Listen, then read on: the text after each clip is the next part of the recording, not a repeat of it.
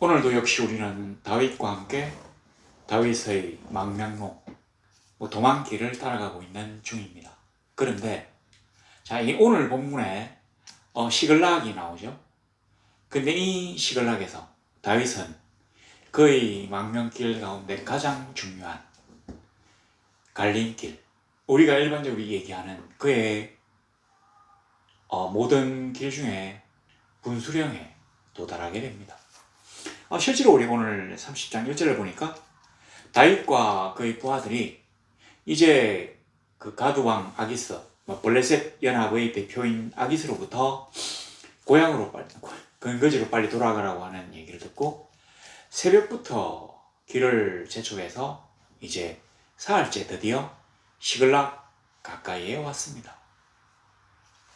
실제로 생각하면 꿈만 같아요.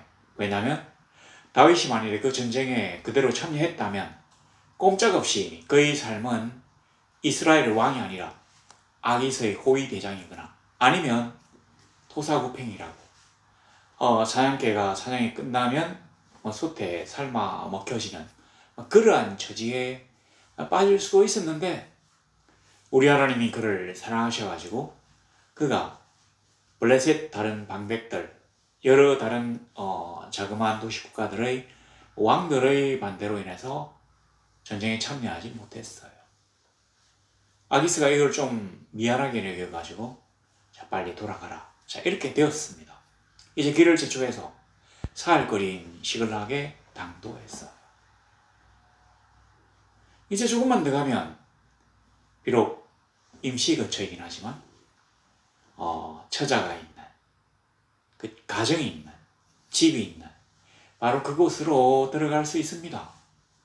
이제 고생이 끝이 났다고 봐야 됩니다. 이 전쟁에 참여하기 위해 가지고 다윗은 그 시글락에 있던 원래 시글락을 지키는 군대를 한 200명을 놔두고 자기가 400명을 이끌고 항상 이쪽 막 다니면서 노략질을 했는데 이제 이스라엘과 블레셋이라고 하는 이 거대한 나라들이 싸우는 데서는 아무래도 총동원을 해야 될 것 같아가지고 이 시글락을 수비하는 병사 200명을 공격 측에 집어넣어가지고 600명을 몽땅 끌고 갔어요. 이게 문제를 일으킨 겁니다.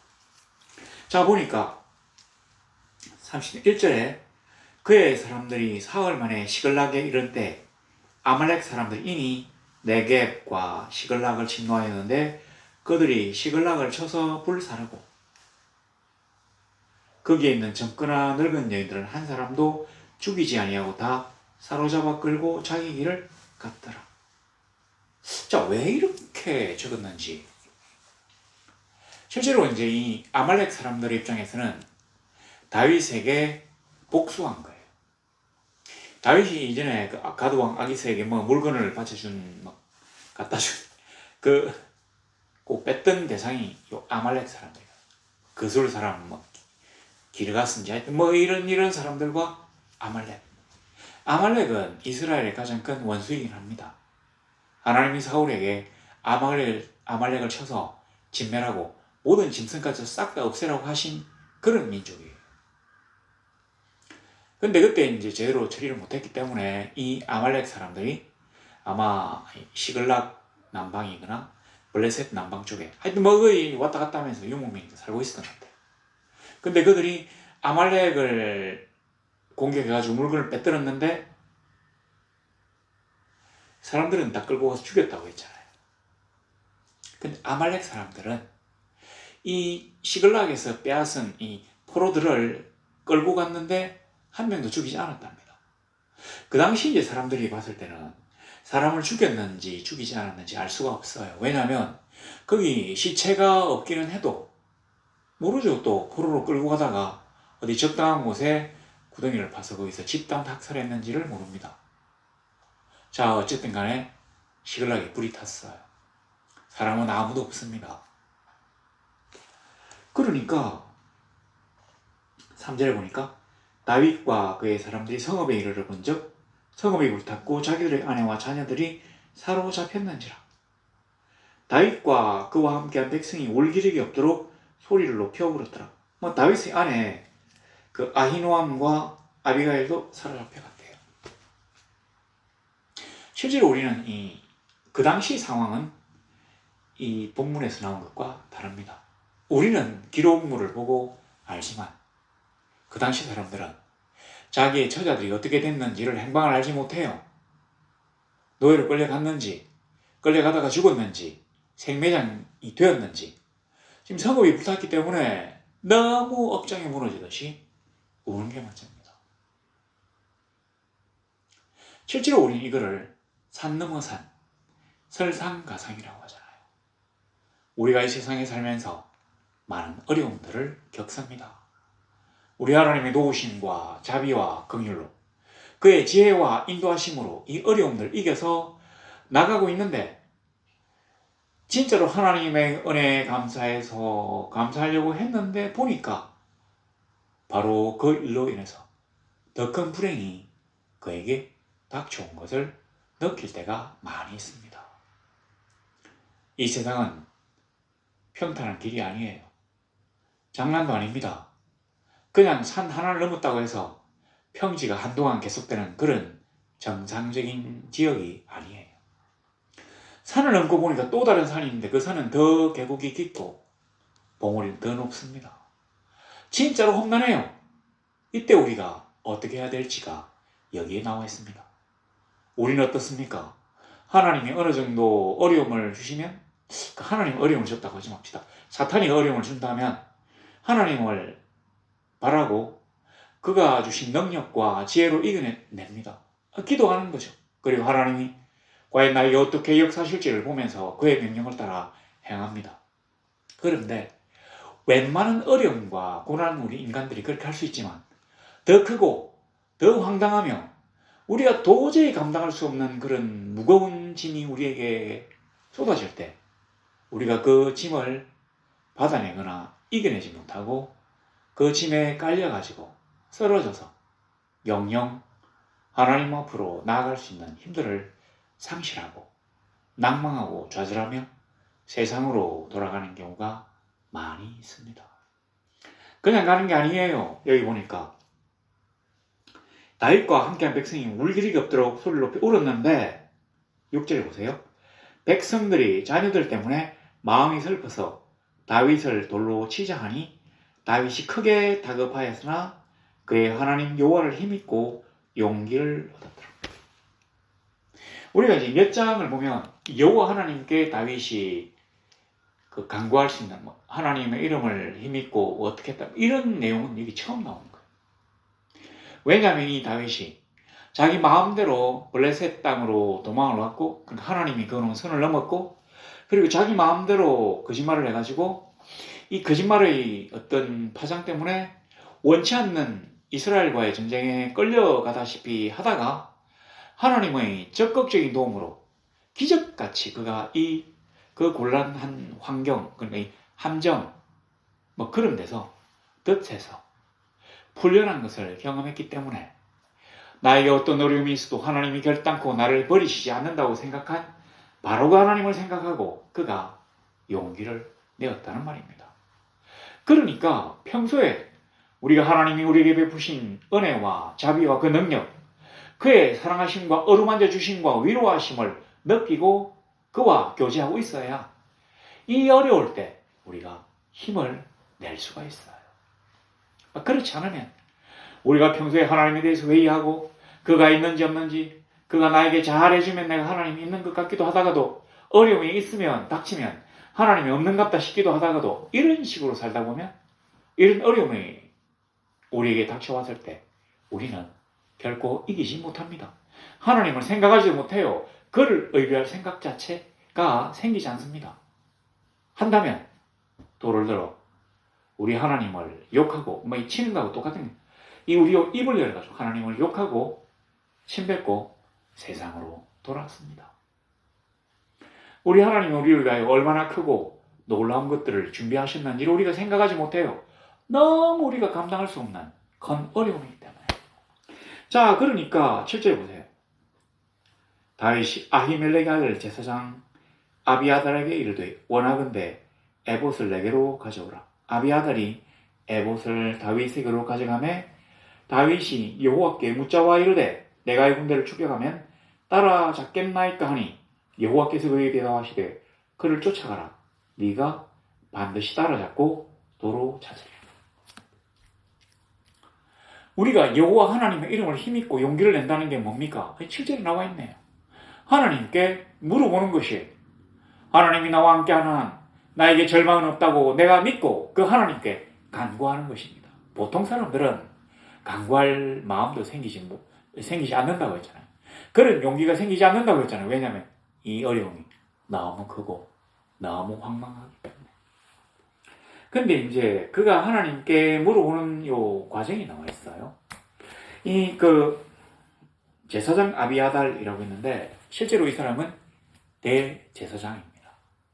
왜냐하면 이 대제사장직이 세습이 되기 때문에 자기 아버지 아히멜렉이 사울의 명령으로 학살됐잖아요. 그래서 에봇을 가지고 다윗에게 왔는데 이 에봇은 대제사장이 하나님께 제사 지내거나 물어볼 때 신탁을 구할 때 입는 옷이에요.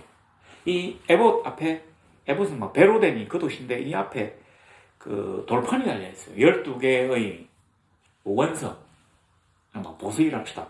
보석 12개가 이렇게 달려있는데, 이 보석 12개 안에, 글쎄, 이렇게 되어 있는지, 이렇게 되어 있는지, 주머니가 있고, 이 안에 우림과 둠림이 들어있어요. 우림과 둠림도 돌멩이에요. 보석인데, 여기 중간에 끈이 달려있어요. 여기에 이제 들어가 있고, 다윗이 요게 묻자와 이르되 이렇게 했는데, 다윗이 자기가 그거 입고 하나님께 기도했다. 이 얘기가 아닙니다.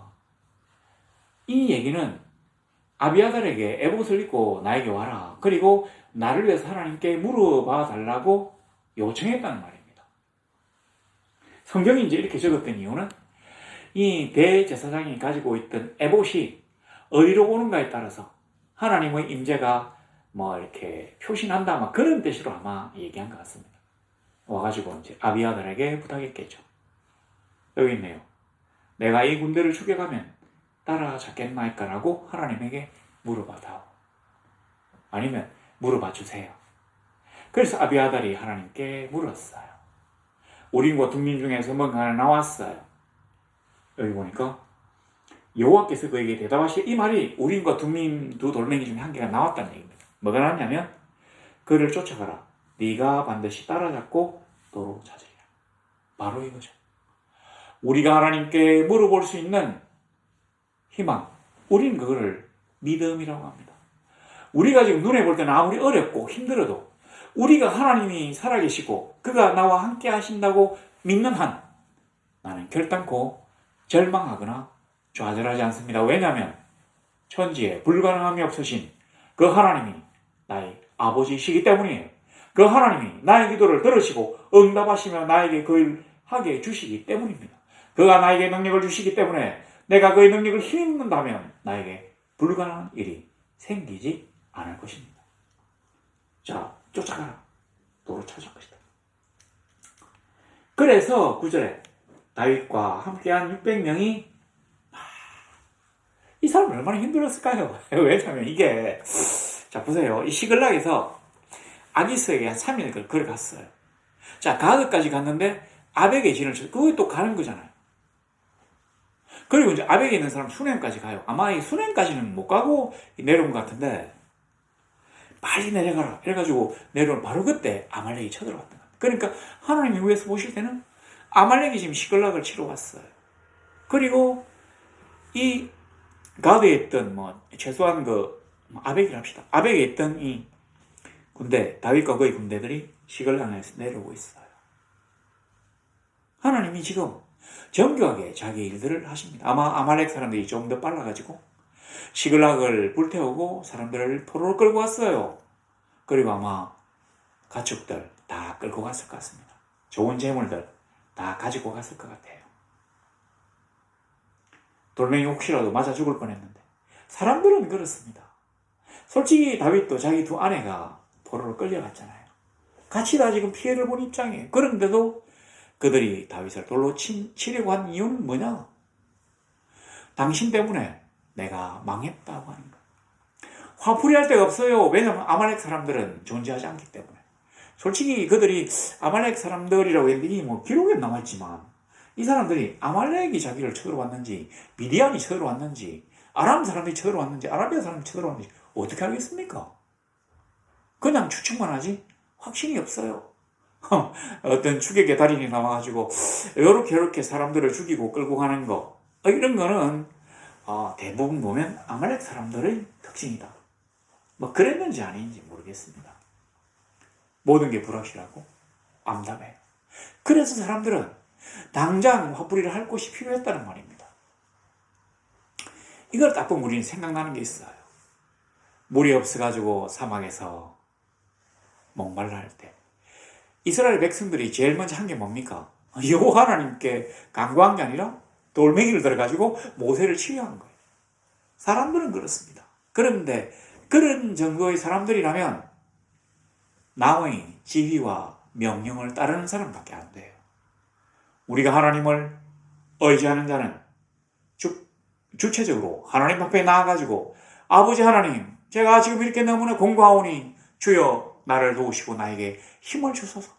아버지의 지혜를 나에게 주심으로 말미암아 내가 이 어려움을 이겨낼 수 있도록 주여 돌파구를 허락해 주시옵소서 라고 할 수 있는 것이 바로 지도자된 이 세상을 대표하며 하나님 앞에 하나님 나라의 시민으로 우뚝 설 수 있는 그러한 성도의 자격이란 말입니다. 다윗이 그 일을 했어요. 다윗의 지도를 받는 따르는 600명들은 다윗을 돌로 치려 했지만 다윗은 누구를 돌로 칩니까? 칠 데가 없어요. 하나님께 원망하지 않고 하나님께 간구합니다. 주여 힘을 주시옵소서. 자, 그래가 갔는데 600명이 쭉 갔는데 이 10절에 보니까 버솔 시내를 건너지 못하는 200명을 머물러 겼고 400명을 그렇게 쫓아갔다고 했잖아요. 제가 여기 보니까 이 이제 200명이 원래 다윗이 군대를 만들어내는 과정도 보면 400명과 200명, 400명에서 600명으로 나누는데 그것보다는 이 600명 중에서 400명만 따라가고 200명이 남은 이유는 그 시글락성을 수비하는 군인들 있지 않습니까? 아마 그 사람들이지 않을까. 평소에 훈련량이 조금 부족하고 체력적으로 조금 떨어지고 열정이 좀 떨어지는 사람들. 그래서 멀리 막 뛰어가고 막 따라다니고 말 타고 낙타 이런 거 안 되고 그냥 성만 지키는 이 수비병들 이었지 않나.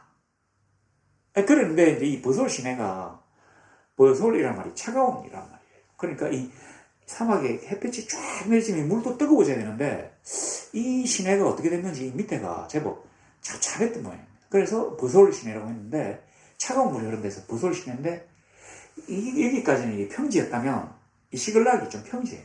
이 시글락에서 이제 끝까지 쭉까지 평지인데 이 버솔 시내를 건너고 나면 이제 산지로 접어들었던 모양입니다. 그러니 산이 있어야 거기서 물이 내려와가지고 흐를 거 아닙니까?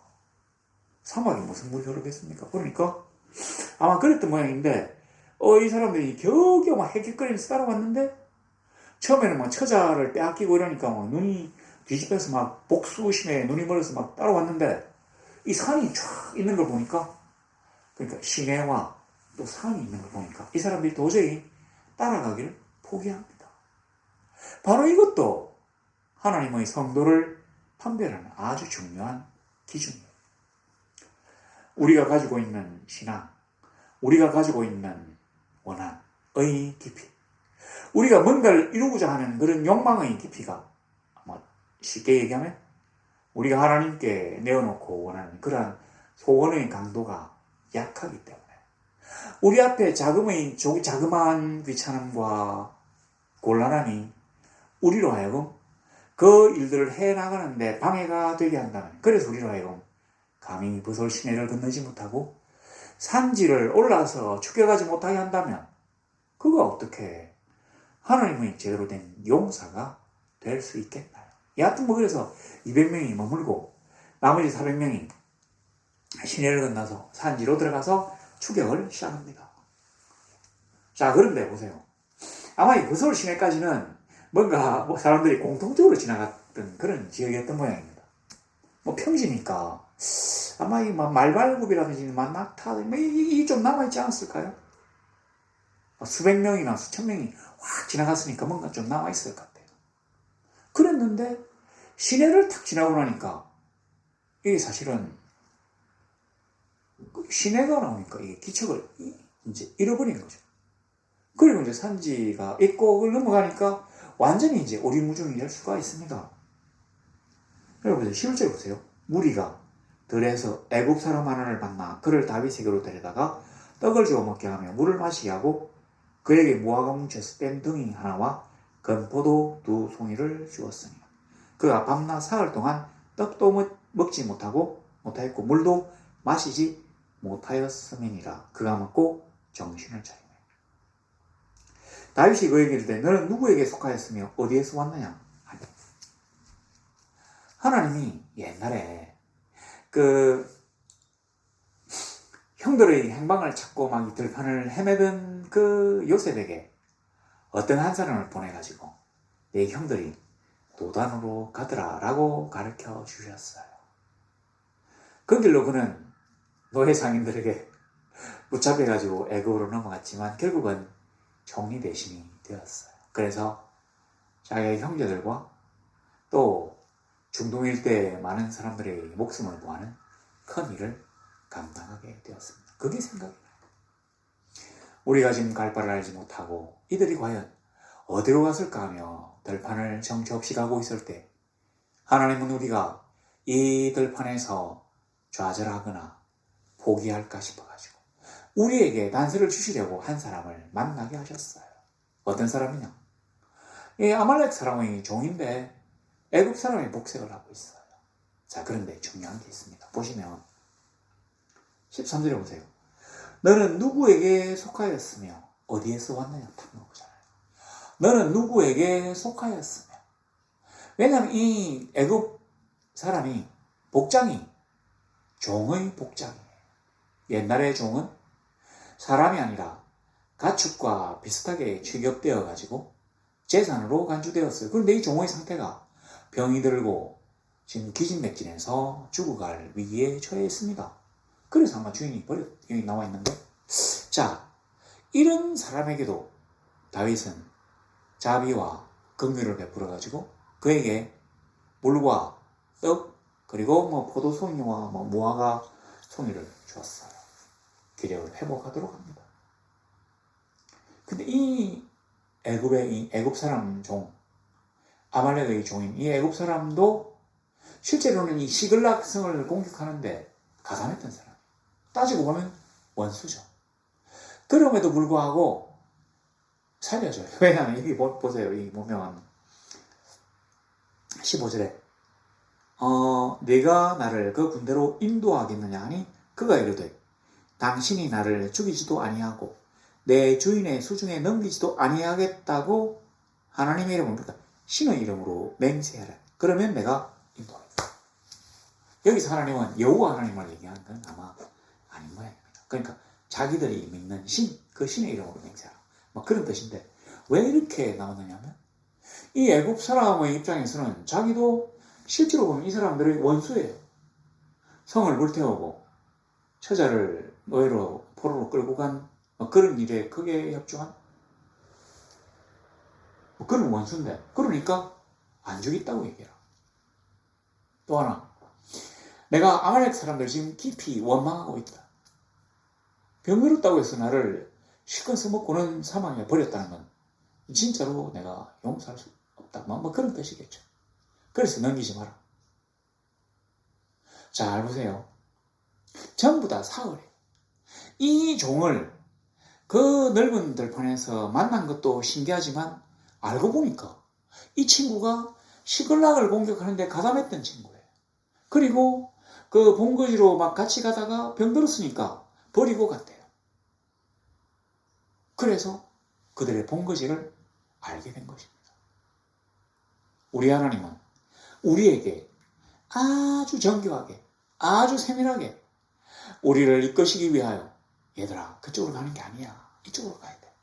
그렇게 하시기 위하여 이 애굽 사람을 그들이 움직이는 그 들판에서 만나게 하시고 또 그가 완전히 죽지 않고 깨어나게 하셔서 그가 이제 버림을 받았으니까 아말렉 사람들에 대한 원망이 있을 거 아닙니까? 그리고 혹시라도 시글락을 자기가 공격하는데 가담했기 때문에 죽일지도 모른다는 위험이 있었는데 그걸 다 맹세로 걱정을 해소해 주니까 이끌어갔어요. 가니까 보세요. 인도에 내려가니까 16절에 그들이 온 땅에 편만에 쫙 펼쳐져 있는 거죠. 블레셋 인도에 내려간 아마 산에서 만납니다. 산지에서. 그 산에서 분지, 들판. 그리고는 아마 거기서 내려갔던 것 같아요. 그러니까 이 부솔 시내, 제가 이 지도를 본 건 아닌데, 성경의 어떤 근거로 보면, 산지로 올라갔다가, 거기 평평한 들판에서 만나고 내려간 것 같습니다. 가보니까 아마 그렇지 않을까요? 뭐, 계곡 같은데, 이런 뭐 큰 계곡 사이에 사람들이 쫙 있는데, 블레셋 사람들이 땅과 유다 땅에서 크게 약탈하였으므로 말미암아 먹고 마시며 춤추니라. 아마 다윗이 이제 이 시글락에서 한 밤중쯤 되었단 말이에요. 그래서 새벽부터 이튿날 저물 때까지 그들을 침해 낙타를 타고 도망한 소년 400명 외에는 피한 사람이 없었다. 그러니까 그 안에 편만에 있는 사람을 다 죽였다는 얘기예요. 그럼 이 400명은 뭐냐? 그러니까 막 축제를 막 벌여도 이 400명은 아마 그 중에서 조금 우리 식으로 얘기하면 좀 이렇게 이게 좀 이 전문 용어인데 좀 짬이 안 돼가지고 이 잔치에 같이 참여하지 못하고 바깥에서 이 사람들의 그러니까 요 전투 병력이잖아요. 그러니까 아마 그거를 원래 이 아말렉 사람들이 가지고 있던 뭐 가축들이라든가 아니면 아말렉 사람들의 뭐 전투마, 전투 낙타 이거를 지키던 사람. 그러니까 이 들판 꼴짝이 있는 게 아니라 아마 그놈에 있었던 사람이에요. 그러니까 이 안에 있던 사람들은 다 죽인 거예요. 1박 2일 동안 막 죽인 거예요. 18절 보세요. 아말렉 사람들이 빼앗아갔던 모든 것을 도로찾고 그의 두 아내를 구원하였고 19절에 그들이 약탈하였던 것 곧 무리의 자녀들이나 빼앗겼던 것은 크고 작은 것을 막론하고 아무것도 잃은 것이 없이 모두 다윗이 도로 찾아왔고 다윗이 또 양떼와 소떼를 다 되찾았더니 무리가 그 가축들을 앞에 몰고 가며 이르되 이는 다윗의 전리품이라 했다. 우리가 이제 그냥 쭉 읽는데 이게 굉장한 일이에요. 이 아말렉 사람들이 시글락만 친 게 아닙니다. 블레셋 남방과 유다 남방을 쳤어요. 그리고 그 인근에 있는 많은 지역들에서 노략질을 했습니다. 그러니까 엄청나게 많은 전리품을 갖고 왔기 때문에 이들이 기뻐가지고 춤을 춘 거예요. 술 마시고. 그래서 전쟁에서 지게 된 것이죠. 이 말은 이제 다윗이 엄청나게 큰 부자가 되었다는 말입니다. 다윗과 그의 부하들이 너무 즐거워할 정도로 보세요. 이는 다윗의 전리품이라 할 정도로 굉장히 많은 재물들을 얻게 되었다는 얘기입니다. 물론 뭐 시글락에서 빼앗긴 것들은 모두 도로 찾았어요. 사람들도 단 한 명도 죽지 않았어요. 죽지 않았던 게 중요합니다. 아무리 많은 재물을 도로 찾았다 하더라도 자기의 처자가 죽었다면 그는 다윗을 원망하며 떠나갔을 수가 있습니다. 그런데 하나님은 그에게 여지를 주셨어요. 희망을 주셨어요. 내가 너희의 사람들은 결코 상하지 않게 하였으니 아직도 뭡니까? 희망은 있다. 그래요. 어떤 일을 겪든지 우리는 아직도 희망이 있습니다. 절대로 하나님이 우리와 함께 하신다고 믿는다면 포기해서는 안 됩니다. 한번 생각해요. 자, 그리고 이제 돌아오니까 이제 뭐 또 올라와서 산지를 건너서 보솔신에 오니까 200명이 남아있어요. 자, 여기 보니까 22절에 다윗과 함께 갔던 자들 가운데 악한 자와 불량배들이 다 이르되 이 불량배는 벨리알의 아들들이 악마의 자식들이죠. 하나님의 성도와 같이 있어서는 안 되는 사람이긴 한데 우리 하나님의 성도도 만일에 그가 세상의 욕망에 정신이 획한다면 마귀의 자식이 되어서 하나님의 공동체를 깰 수가 있어요. 만일 이때 다윗이 이들에게 제대로 응대하지 못했다면 이 공동체가 깨지고 원망하며 뿔뿔이 흩어졌을 수도 있습니다. 산산조각 나가지고 더 이상 다윗이 왕좌를 향해 나아가는 그 게임을 중간에서 그만둘 수밖에 없는 그런 상황이 될 수도 있어요. 자, 시글락에서 일어났던 그 위기를 이제 성공리에 극복하고 돌아왔는데 이 호사다마라고 좋은 일에 막아끼는 거죠. 좋은 일에 꼭 악마가 이게 시비를 걸거든요. 벨리알, 이 악마의 아들들이 하나님의 공동체를 깨려고 막 노력해요. 그래서 좋은 일이 있어도 마음을 놓아서는 안 됩니다. 하나님의 원칙으로 이 사람이 하나님의 원칙이 뭐냐? 이 성을 지키던 사람이나, 그러니까 이 물건을 지키던, 물건 곁에 있던 사람이나, 싸움에 나간 사람이나 똑같이 전리품을 분배해야 된다고 하는 원칙이 이미 확립되어 있어요. 근데 욕망에 눈이 어두운 사람들이 저 사람들은 처자만 주고 내보내자. 공동체를 전혀 생각하지 않는 사람들이 의외로 많이 있어요. 우리 하나님의 공동체 안에 수년간 있다고 해도 결단코 하나님의 은혜에 푹 잠기지가 않는다면 이런 일들이 발생할 수가 있습니다. 근데 다윗은 하나님의 법으로 원칙을 삼아가지고 이 어려움을 극복했어요. 자, 보니까 26절에 이제 한 절만 보면 됩니다. 다윗이 시글락에 이르러 전리품을 그의 친구 유다 장로들에게 보내어 이르되 보라, 여호와의 원수에게서 탈취한 것을 너희에게 선사하노라 하고, 31절에 사람들이 왕래하는 모든 곳에 보내었다. 이 친구 장로가 아니에요. 이 다윗의 친구가 장로라는 얘기가 아니라 다윗의 친구와 유다 지파의 장로들에게 이때 이 아말렉 사람들을 치고 빼앗았던 전리품 중에 선물들을 만들어가지고 앞에서는 아기스에게 줬잖아요. 그래가지고 큰일이 생겼는데 이번에는 유다 지파 사람들에게, 자기의 형제들에게, 그러니까 같은 지파 사람이란 말이에요. 그냥 우리로 치면 같은 고장 사람들, 같은 경상도 사람, 같은 전라도 사람, 같은 충청도 사람, 이랬다는 얘기예요. 그러니까 유다 지파에게 이걸 보냈어요. 유다 지파 사람들의 대표자인 장로들에게 보내고 또 자기와 평소에 알고 지내던 자기의 친구들에게 보냈어요. 그러니까 이 친구들과 유다 장로들에게 보냈어요. 친구들과 유다 장로들이 받았다는 게 어떤 의미를 가지느냐? 이때까지는 내가 다윗과 친하다는 이유만으로 사울의 의심에, 감시의 눈초리를 받고 뭐든지 사울이 우리를 의심했어요.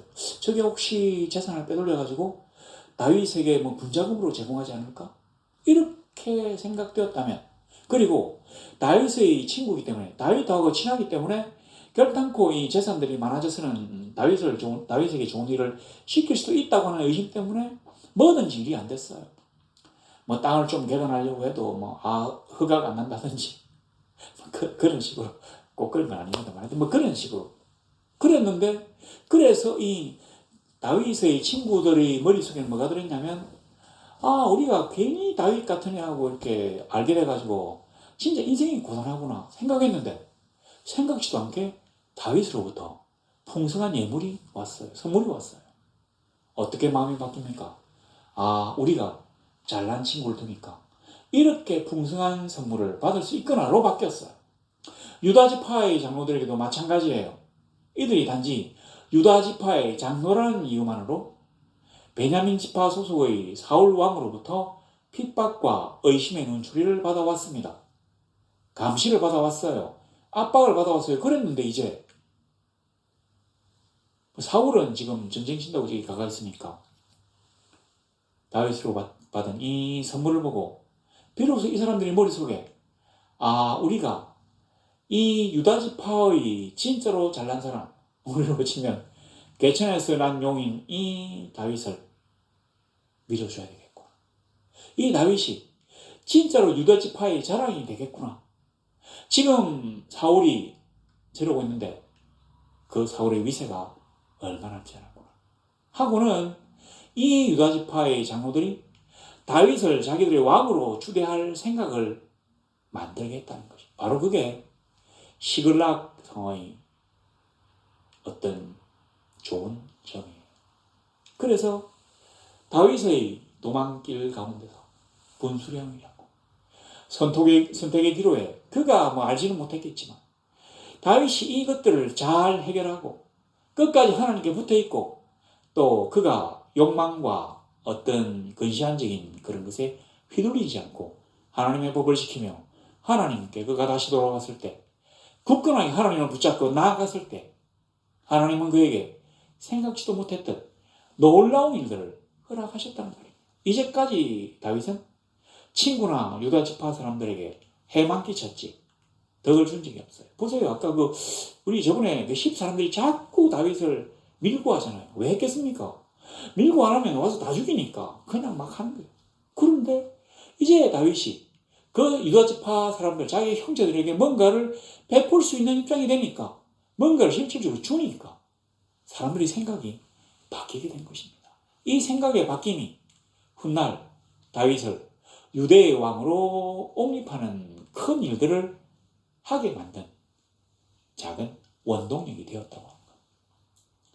우리가 일생을 따라 하나님의 길을 갈 때, 이 세상의 삶을 그냥 묵묵히 나아갈 때 우리에게도 군수령이 될 만한 일들이 있습니다. 겪었을 수도 있고 겪어서 다시 또 우리에게 어떤 게 주어질 수가 있어요. 사람들은 흔히 얘기하잖아요. 인생에 3번의 기회가 온다고. 왜 그런 얘기를 했는지 모르겠지만 하나님이 우리를 위하여 어떤 것들을 주시기 전에는 우리를 철저하게 시험하십니다. 내가 그것을 받을 만한 자격이 있는지를 하나님이 테스트하셔요. 바로 그게 오늘 이 시간락에서 겪은 어려움입니다. 우리의 어떠한 어려움이 닥치더라도 우리는 저 너머를 볼 수 없지만 하나님은 우리를 위하여 아름다운 유대의 왕자, 이스라엘 왕자리를 갖다가 마련해놓고 계시는데 우리가 여기서 그 어려움을 갖다가 이겨내지 못하고 하나님을 의심하며 도저히 감당할 수 없다고 포기하고 세상으로 돌아선다면, 그리고 가다가 벗을 작은 시련을 만나고 작은 사람을 만나가지고 나는 포기하고 또 한다면, 자, 세상으로 가지는 않았지만 2등 시민이 되는 거예요. 다윗이 아마 그런 식으로 전리품은 동등하게 나누어 줬겠지만 이 머릿속에 들어있을 거 아닙니까? 저 200명에게 어떤 일을 맡기기가 좀 곤란하다. 나를 끝까지 따른 이 400명을 내가 사랑해야지. 자, 우리는 지금 어떻습니까? 우리는 너무 연약해요. 너무 아는 게 없습니다. 보이지가 않아요. 그러나 우리가 알고 있는 것 단 한 가지.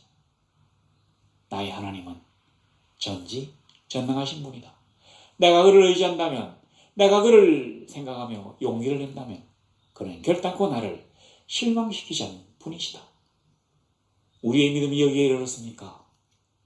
어렵고 덥고 힘들지만 나의 하나님을 내가 꽉 붙잡고 놓지 않으므로 하나님께 인정받는 그가 우리에게 준비하신 아름다운 것들을 받아 누릴 수 있는 그런 멋진 성도들이 되시기를 우리 주 예수 그리스도 이름으로 간절히 소망합니다.